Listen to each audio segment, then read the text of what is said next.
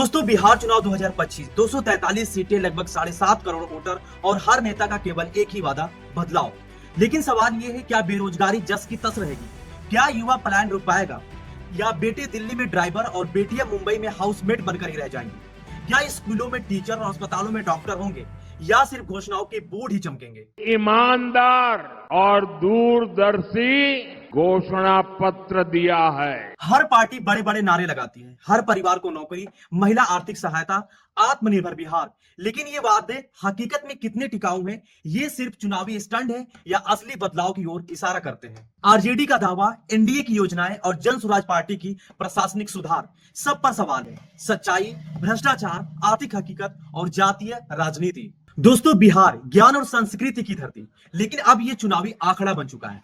243 सीटें, 7.5 करोड़ वोटर्स और हर नेता का वादा इस बार बदलाव लाएंगे। लेकिन क्या ये वादे केवल पोस्टर और भाषणों तक सिमट कर रह जाएंगे या इस बार जनता सही सवाल पूछेगी?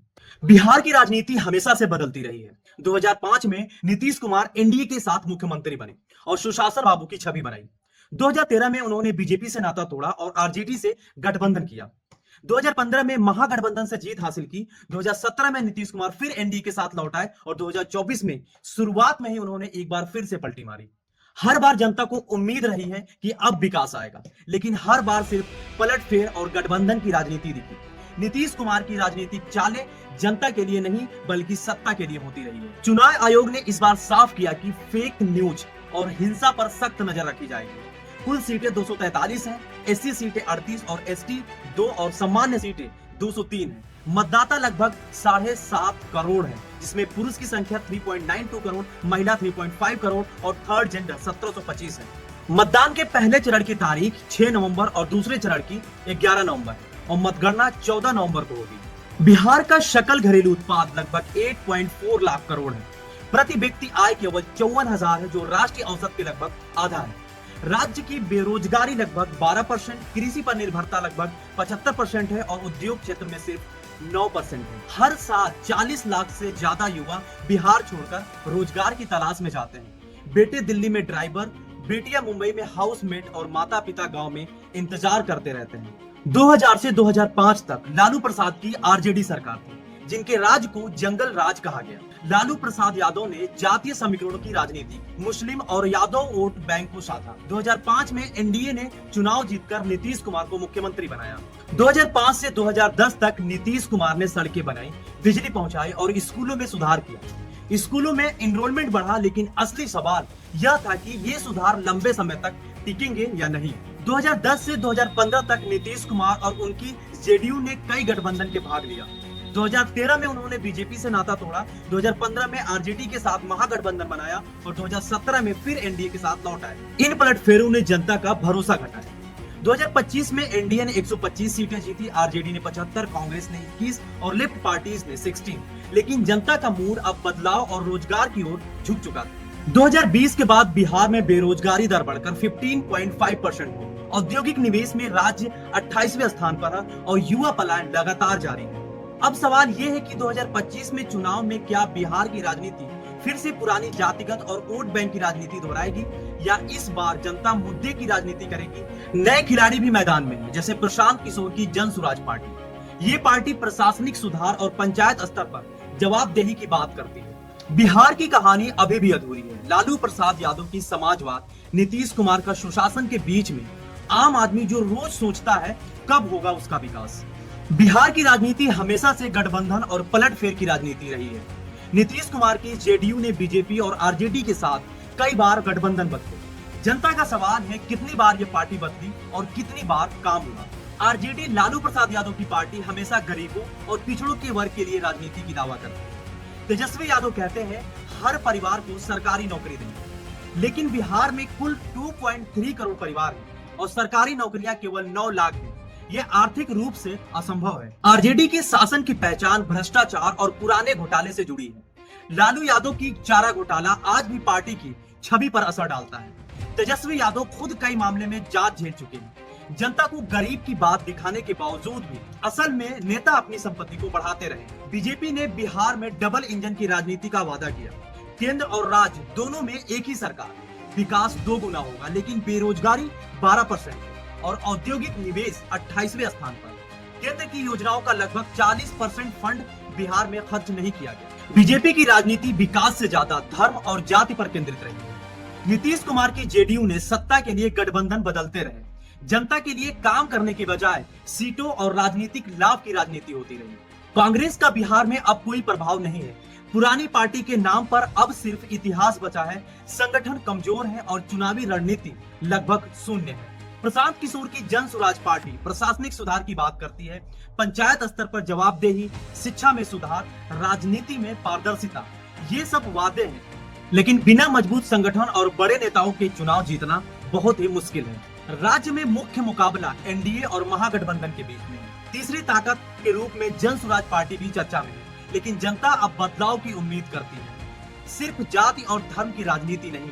बिहार में जातीय राजनीति यादव बनाम कुर्मी, भूमिहार बनाम दलित जैसे समीकरण पर आधारित रहती है, लेकिन नई पीढ़ी अब जाति के बजाय काम और विकास को प्राथमिकता देती है।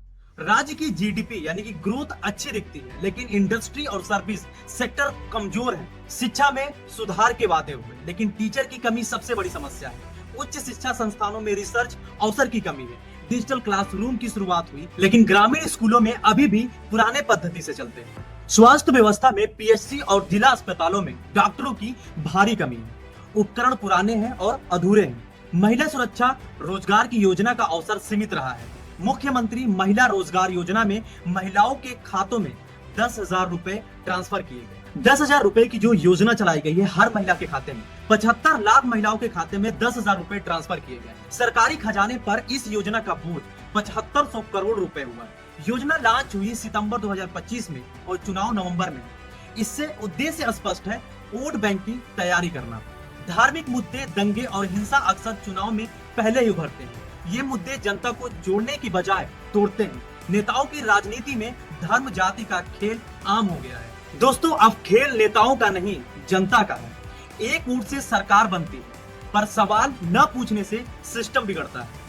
मतदान के लिए जब आप ईवीएम मशीन पर बटन दबाएं, तो सोचिए क्या वो नेता अगले 5 साल तक विकास करेगा या सिर्फ ट्वीट करेगा। आपका वोट आपकी जिम्मेदारी है।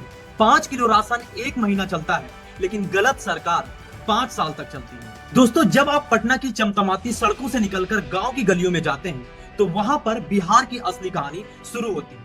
वो कहानी जो न पोस्टर पर है, न भाषणों में, बल्कि हर किसान की आंखों में, हर मजदूर की झुर्रियों में लिखी हुई। सिवान से लेकर सहरसा तक हर गांव में केवल एक ही बात गूंजती है, काम मिली तब न रह जाई, नहीं तो शहर चल जाई। यानी बिहार के बेटे अब भी घर छोड़ने को मजबूर हैं। हर साल 40 लाख से ज्यादा लोग अपने गांव को, अपने माता पिता और अपनी मिट्टी को छोड़कर शहर मजदूरी करने जाते हैं। भोजपुरी स्टार खेसारी लाल यादव इस बार बोले थे, हमहू बिहार के माटी से उठल बानी, हम देखले बानी गांव में आजो लोग मुसहर कहलाता, इनाम जात ना लानत बन गई बा। मुसहर यानी वो लोग जो आज भी समाज की आखिरी सीढ़ी पर, जिनके पास न जमीन है, न शिक्षा, न रोजगार। आज भी कई गाँव में ये लोग झोपड़ी में रहते हैं और उनके बच्चों के लिए स्कूल तक पहुंचना सपना है। सरकारी स्कूल बने हैं, लेकिन टीचर हफ्तों में 2 दिन आते हैं। अस्पताल है, लेकिन डॉक्टर नहीं। कहीं पर बिजली के लिए खंबे हैं, पर तार नहीं। गया, बक्सर और मधुबनी जैसे जिले में लोग कहते हैं नेता लोग बस वादा करत बा, बाकी रोटी रोजी आज भी सपना बन गई बा। महिलाओं से जब पूछा गया कि 10,000 रुपए योजना से क्या बदलाव होगा, तो जवाब मिला, पैसा मिलत बा ठीक बा, पर पैसा एक बार मिलेला और काम रोज चाहिए। खेसारी लाल यादव ने एक इंटरव्यू में कहा कि बिहार की औरत दुनिया की सबसे मजबूत औरत बा। खेत में काम, घर के जिम्मेदारी और बच्चा लोग की पढ़ाई बिना शिकायत के सब करेगी। नवादा, दरभंगा और बेगूसराय के कॉलेज में जब युवाओं से पूछा गया क्या पढ़ाई के बाद नौकरी मिलेगी, तो कई हंसते हुए बोले, हम बीए एमए सब कर लेनी, बाकी अब वो बेरोजगार बनी। रेल की टिकटों में भीड़, बसों के कतारों और स्टेशन पर इंतजार, यही है बिहार का पलायन का दर। तो अभी भी आप लोग से छुआछूत होता है? छुआछूत होता है, घिनाते हैं हम लोग से, नफरत करते हैं। गरीबी और सामाजिक भेदभाव अब भी गहरी जड़ें जमाए हैं। कई इलाकों में लोग अब भी मुसहर टोला और दलित बस्ती में अलग रहते हैं। सवाल ये है, आजादी के 75 साल के बाद भी क्या हम बराबरी की ओर बढ़ रहे हैं या अब भी दीवारें कायम हैं? खेसारी लाल यादव का सफर बिहार से संघर्ष का मिसाल है। दूध बेचने से लेकर सुपरस्टार बनने तक उनकी कहानी बताती है कि अगर मेहनत का मौका मिले तो बिहार का हर बेटा बेटी चमक सकता है। बिहार के लोग गरीब जरूर बाढ़े, लेकिन मेहनती सबसे ज्यादा बाढ़े। मौका मिल जाए तो ये बिहार दुनिया के सबसे अमीर राज्य बन सकेगा, लेकिन ये मौका देगा कौन? वो नेता जो हर चुनाव में पलटी मारता है, या वो जनता जो हर बार चुपचाप सब सहती है? बक्सर के एक बुजुर्ग बोले, 3 मुख्यमंत्री देख लिए पर गांव का हाल जस का तस बा। पटना के एक ऑटो ड्राइवर बोले, रोज 14 घंटा गाड़ी चलावत बानी, बाकी पेट मुश्किल से भरत बा। सहरसा के एक बच्ची बोली, हम रोज स्कूल जात बानी, बाकी मैडम कबो कबो आवेली। यानी बिहार की कहानी अब अधूरी है। दोस्तों, बिहार का असली चेहरा नेताओं के पोस्टर में नहीं, बल्कि उन लोगों के चेहरे में दिखता है, उनकी उम्मीदों में, उनकी मेहनत में, उनकी आवाज में।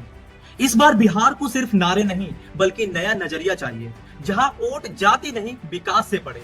क्योंकि अगर जनता जागेगी तो नेता बदलेगा, और अगर नेता बदलेगा तो बिहार बदलेगा।